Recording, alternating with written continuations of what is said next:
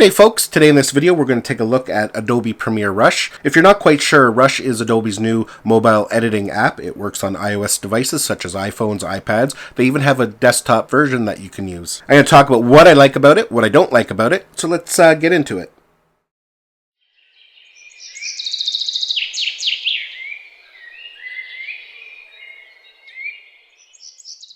So I'm just going to go ahead and launch the app here. Now it's really funny, this was just released a couple days ago. Now I was part of the beta team. I signed up for that quite a while ago. So I have been using it for quite some time. And it's surprising to me that Adobe has waited so long to get into mobile editing. There's been a lot of great apps released for editing on an iPad, such as LumaFusion for video editing and Affinity Photo for photo editing. Adobe's kind of dragged their heels when it comes to mobile applications. Now that's about to change because they have released Rush, and it's been announced that they're going to have a full version of Photoshop coming next year for the iPad. So that'll be actually really interesting. Now Adobe Rush works with Creative Cloud, so you can start editing a project on one device, say your iPad. You can then pick it up on your iPhone and all your files will be there and the project will be there. You can then even go to your desktop and get the desktop version, and you can do your editing there as well. Now with Adobe Rush, it is a subscription model. It's not a one-time purchase like LumaFusion. LumaFusion is $20. You buy it once and you own it.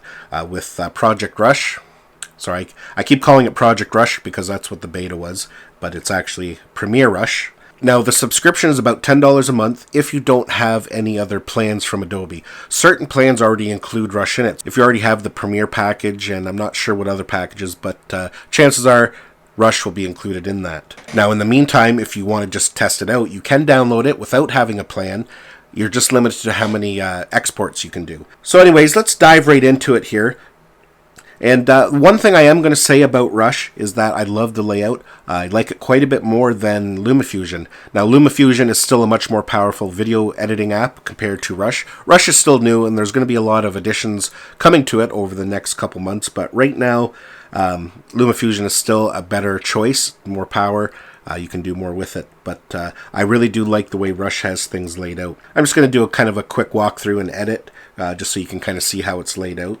So we're going to click New Project, and by default they have some sample footage here, but we're going to grab some of our own footage, and we do so at the side here. You can see we can get footage from Creative Cloud and from Dropbox. They don't have any other cloud services there yet, like they haven't added iCloud or the Microsoft one or the Google one. I'm sure that will come in time, but for now those are the only two cloud services you can use. But we will go to our camera roll. Actually, I'm going to click on video there. And I'll just grab a few shots. So let's do this one, this one, this one. Let's do that one. Now, as you can see here, as I'm importing different clips, it's going to number them. So that's going to be the order in which they're laid out on your timeline. So down here you can see we can sync it with Creative Cloud. So if you plan on editing this on other devices, you would put a check mark in there. I'm not going to do that because I only do editing on my iPad. So I'm going to hit Create. And what it's going to do is it's going to lay out all the clips on a timeline, and then we'll kind of go over some of the features. So here we go, it's all laid out. Now you can see here it's already warning me that I don't have a subscription. I can upgrade, and I only have 2 exports left without buying a plan. So I'm just going to close that for now. So here's the layout, and this is what I really like about it. If you use Adobe products, it's going to be somewhat familiar to you already. You know, some of the layouts are the same. This is definitely not as powerful as Premiere on a desktop, but I do believe that's where they're going to be heading. I think we're going to see a lot of updates and features added over the next year, and this could become quite a powerful little editing studio on an iPad. Right now it's kind of geared to vloggers and YouTubers, people who need to do a lot of editing every day on the fly, quick. You know, you can do it on your iPad, upload it directly. So it's really interesting the approach they're taking, that's for sure. So right now we've got our preview up here, and you can see we got all our clips here.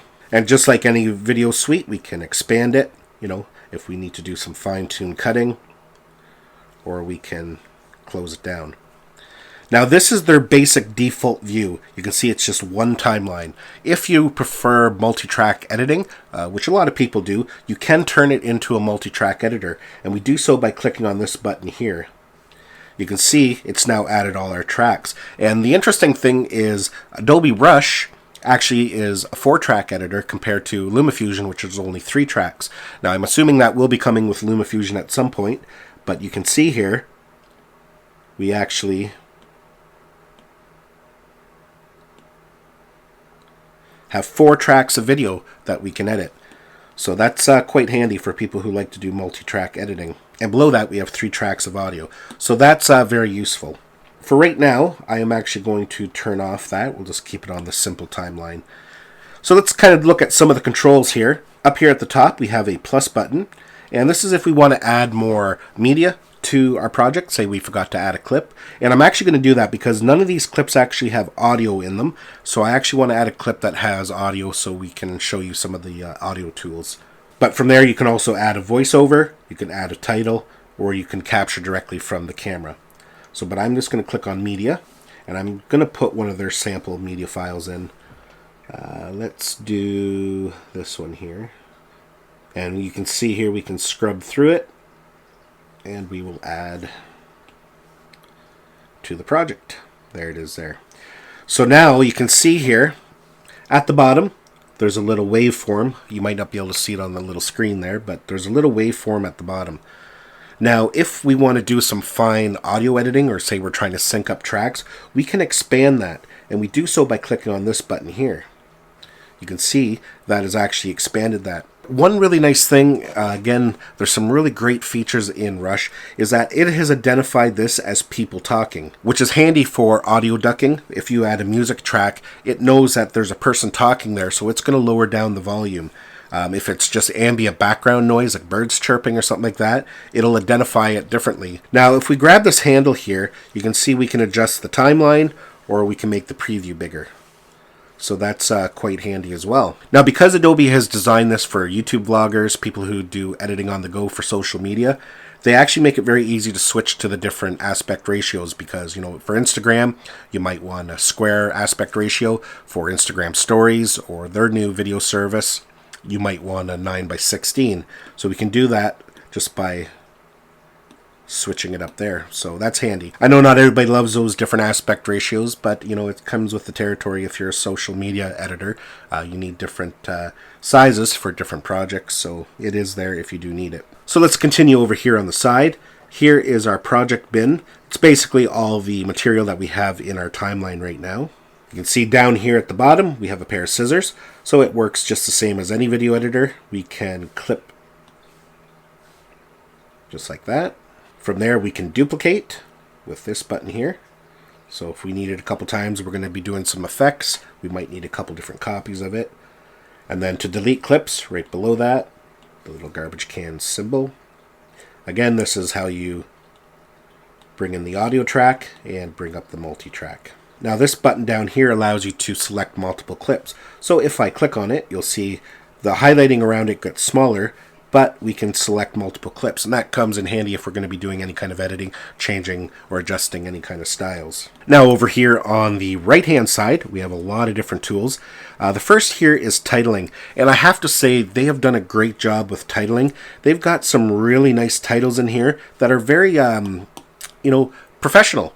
And that's one thing that I find that LumaFusion is lacking. They have a nice titling setup. You can do a lot with it, but they don't have any easy animations, anything like that, that just looks really good. I find some of their titling looks kind of cheap, but I'm hoping that they improve that with coming releases.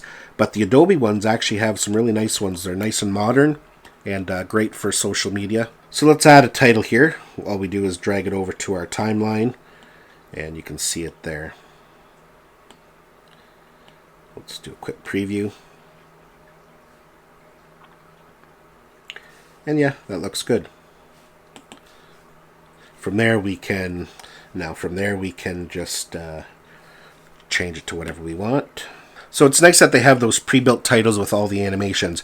And they also, even better, they have Adobe stock. So you can go in and get even more titles that other people have created. And you can see here there's like tons and tons of titles that you can download.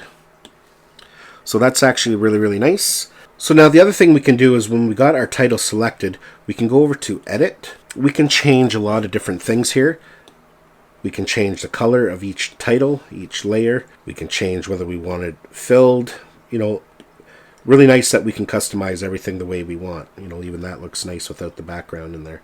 So it's pretty robust on what you can do with your titling. Now this next one down is your transitions. They only have 4 transitions to start. I'm sure that's going to change over time, but they just have some basic cross dissolve, dip to black, and dip to white. So now this next button here is where you edit the video. You can do some LUTs. You can apply some LUTs. You can't import any LUTs as of right now. Again, that probably will change down the road. Now if we go over to edit, let's pick a good one here that I like. I like that one there. We can go over to edit, and from here we can do some more fine tuning.